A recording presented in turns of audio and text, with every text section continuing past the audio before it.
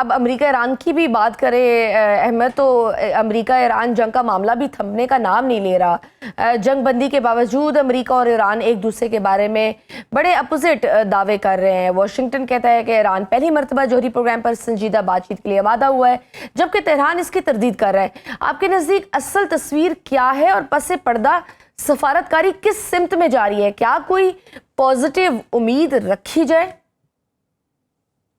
जी देखें, इस वक्त जो हालात हैं ग्राउंड के ऊपर वो ये हैं कि जंग रुक चुकी है। जितने देर जंग रही है उससे लंबी सीज फायर हो चुकी है। अब आप जब जंग रुकवाने या कॉन्फ्लिक्ट रेजोल्यूशन की बात करते हैं, मैं कई दफा पहले भी ये बात कर चुका हूं, तो उसमें सबसे इंपॉर्टेंट जो उसका इंग्रेडिएंट होता है, सबसे मुश्किल, वो सीज फायर कराना होता है। क्योंकि सीज फायर के वक्त दो प्रिंसिपल एक्टर्स काइनेटिक डोमेन से डिप्लोमेटिक और पॉलिटिकल डोमेन में एंटर कर रहे होते हैं और without any concrete political guarantees वो एंटर करते हैं, तो वो सबसे डिफिकल्ट पार्ट होता है। अगर आप सीज फायर करवा लें तो इसका मतलब है कि पीस और अमन जो है वो काफी हद तक आ चुका है उस सिचुएशन के अंदर। नंबर टू, इस वक्त जो आप बयानात की बात कर रही हैं, देखिए बयानात जब आप डिप्लोमेटिक टेबल के ऊपर आते हैं ना, जब आपका टेबल लग जाता है डिप्लोमेसी के लिए, टॉक्स नेगोशिएशन के लिए, तो उस वक्त आपके पास जो टूल्स होते हैं, क्योंकि आप असलहे का और हथियारों का तो इस्तेमाल आप बंद कर चुके होते हैं सीज फायर की वजह से, टेबल पे जब आप आते हैं तो आपके पास लिमिटेड टूल्स होते हैं, और उसमें सबसे पोटेंट टूल जो होता है वो रेट्रिक होता है, बयानियां शार्प करना, अब बयानात सख्त देना। जितने बड़े एग्रीमेंट्स हुए, डेटन एग्रीमेंट, गुड फ्राइडे एग्रीमेंट, जितने बड़े दुनिया के एग्रीमेंट्स हुए, उसमें आपने देखा होगा कि जब कंसोलिडेशन की तरफ बात आने लगती है तो जो प्रिंसिपल एक्टर्स होते हैं वो भी अपना रेट्रिक बहुत शार्प कर देते हैं, और स्पॉयलर्स जो है अपनी सरगर्मियां भी बहुत शार्प कर देते हैं।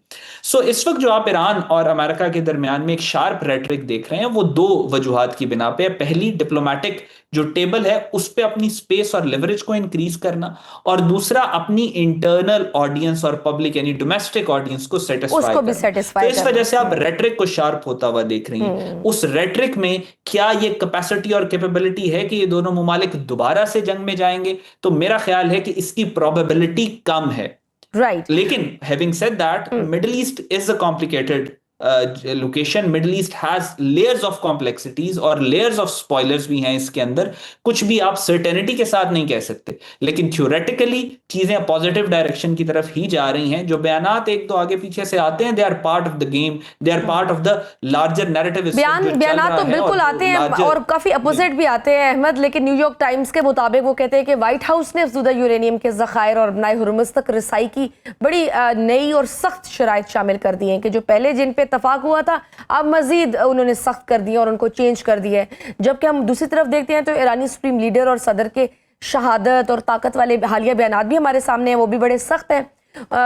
आपको क्या लगता है, ईरान इन नई शराइत के सामने सर तस्लीम खम करेगा, या ये मुज़ाकरात मजीद डिले की तरफ जा रहे हैं, या फिर हम वाकई जैसे अभी आपने कहा कि जो सख्त बयानात आने की जो रीज़न है वो यही है कि कहीं ना कहीं कोई बात बन रही है? जी देखें, विद ऑल ड्यू रिस्पेक्ट, ये जितने जरीदे हैं इंटरनेशनल, इनमें से काफ़ी सारे इस जंग के अंदर बहुत बुरी तरह एक्सपोज हुए हैं। बहुत सारे जो जर्नल्स हैं इंटरनेशनल जिनकी बहुत क्रेडिबिलिटी थी, वो टूल ऑफ इंफॉर्मेशन वॉरफेयर के तौर पे इस्तेमाल हुए हैं। किन एक्टर्स के हाथ में, एक लंबी डिटेल है उसमें, किस बाद में कभी बात करेंगे।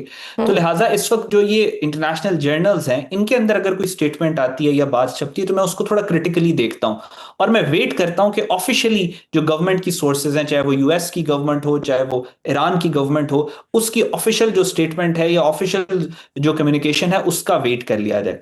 सो नंबर वन, जो जर्नल्स वाली बात। नंबर टू, इस वक्त जो ईरान का और यूएस का मामला चल रहा है, जो आपने ईरान के लीडर्स की बात की है कि वो बड़ी जो जज्बाती स्टेटमेंट्स दे रहे हैं और अमेरिका की तरफ से भी जज्बाती स्टेटमेंट्स आ रही हैं, तो अगेन ये डोमेस्टिक ऑडियंस बहुत मेजर रोल प्ले कर रही है जो इस वक्त के डायनामिक्स आप देख रहे हैं। क्योंकि अमेरिका में भी इलेक्शंस हैं, आगे मिड टर्म इलेक्शंस आने वाले हैं, और 90 लाख के करीब लोग डोनाल्ड ट्रंप के खिलाफ सड़कों पे निकले थे। और ईरान के अंदर भी जो गवर्नमेंट इस वक्त आई है वो लोग नए हैं, तो उन्होंने भी अपने आप को स्टेबल करना है, उन्होंने भी अपनी क्रेडिबिलिटी को मेंटेन करना है। तो इस वजह से ये जो बयानात आ रहे हैं, इसका ज्यादा जो फोकस है वो डोमेस्टिक ऑडियंस की तरफ है, वो पीस प्रोसेस की तरफ नहीं है। जहां तक डिले की बात की है तो मुझे नहीं लगता कि पीस प्रोसेस जो है वो डिले होगा। अभी जब हम बात कर रहे हैं, अभी जितनी देर पहले की नेगोशिएशन सीज फायर ऑनवर्ड्स हो चुकी हैं, कोई ऐसा दिन नहीं गुजरा कि जिसमें कोई ना कोई दोनों प्रिंसिपल एक्टर्स और सोल मीडिएटर जो पाकिस्तान है वो उसमें इंगेज, किसी ना किसी लेवल के ऊपर एंगेजमेंट ना हो रही हो इस नेगोशिएशन या फ्रेमवर्क ऑफ पीस को जो है सब्सटैंशिएट करने के लिए। तो अभी भी वो प्रोसेस हो रहे, डिले किसी किस्म का नहीं है। और I think I am very hopeful कि आने वाले चंद दिनों, चंद हफ्तों के अंदर पॉजिटिव न्यूज जो है वो कॉन्क्रीट सुनने को मिलेगी। लेकिन इस सारे सिनेरियो में $1 मिलियन सवाल तो ये कि अमेरिका ईरान तो शायद रुक भी जाए, मुआहिदा भी हो जाए, इजराइल को कैसे रोकेगा और कौन रोकेगा? क्योंकि वो मुसलसल लिबनान पर हमले जारी रखे हुए हैं, यहाँ तक कि वहाँ अमवात भी हो रही हैं। कोई भी मुआहिदा होता है तो उसमें इजराइल की गारंटी कैसे ली जाएगी और कौन देगा? क्या अमेरिका देगा? जी, इसराइल देखें, इसराइल इस वक्त जब बिल क्लिंटन ने एक स्टेटमेंट दी थी अब से कुछ अर्सा पहले राइजिंग लाइन 1 के दौरान, उसने कहा था मिडल ईस्ट में जो जंगें हो रही हैं वो इस वजह से हो रही हैं कि नेतन्याहू इक्तदार में रह सके। तो इसराइल के लिए पिछले 800 दिनों में 4 दफा उन्होंने ईरान के ऊपर हमला किया। जो जंगें हो रही हैं वो इसराइल, नेतन्याहू और इसकी जो बेंजामिन नेतन्याहू, इसकी गवर्नमेंट के लिए वो एक लाइफलाइन है। तो लिहाजा उसका वो तो स्पॉइलर है ही है और बड़ा मेजर स्पॉइलर है, और वो उसको नजर आ रहा है कि अगर ईरान के अंदर जो है ये जंग बंदी हो गई, एक फ्रेमवर्क ऑफ पीस आ गया, तो अमेरिका के पास पूरा पूरा जवाब मौजूद है कि वो मिडिल ईस्ट से अपना फुटप्रिंट डिक्रीज करे। और अमेरिका जब मिडिल ईस्ट से फुटप्रिंट डिक्रीज करते, इसका मतलब है कि मैसिव एड रिडक्शन भी हो जाती है इसराइल के लिए। इसराइल ने पिछले 70 ईयर्स में आज तक एक जंग भी खुद से नहीं लड़ी। उनको अमेरिकन ट्रूप्स ऑन ग्राउंड चाहिए होते हैं अपने मिलिट्री ऑब्जेक्टिव्स के लिए। वो मुल्क टोटल इस अमेरिका के ऊपर डिपेंडेंट है, जोंक की तरह अमेरिकन कहते हैं कि वो हमें चिमटा हुआ है। तो इसराइल को नजर आ रहा है कि अगर कोई फ्रेमवर्क ऑफ पीस आ गया तो इसराइल के लिए एक एग्जिस्टेंशियल क्राइसिस, फिर उनके घर के अंदर बहुत ज्यादा प्रॉब्लम्स है। 5% इसराइली पिछले 3 साल में इसराइल छोड़ के जा चुके हैं। 60% टेक इंडस्ट्री जो बैकबोन है उनकी इकोनॉमी की, वो वापस यूरोप और अमेरिका के अंदर शिफ्ट हो चुकी है।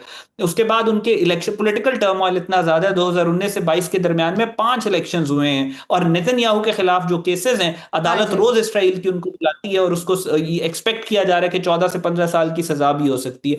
तो इस वजह से इसराइल के लिए ये एक लाइफलाइन है कि ये जंगें होती रहें। लेकिन क्या इसराइल में कैपेसिटी है इस वक्त? क्या वो इतना बड़ा स्पॉइलर है कि वो अमेरिका को दोबारा मजबूर कर सकता है कि अमेरिका एक्टिव वॉर में ईरान के साथ जाए? तो वो मुझे थोड़ा सा मुश्किल लग रहा है इस वक्त। सही। और दूसरी तरफ वॉल स्ट्रीट जर्नल का ये इंकशाफ कि यूएई ने जंग के दौरान अमेरिका और इसराइल के साथ मिलकर ईरान पर फिजाई हमलों में इंटेलिजेंस ताउन की है, अगर ये सच है तो इसके खलीज की सिक्योरिटी पर क्या असरात होंगे?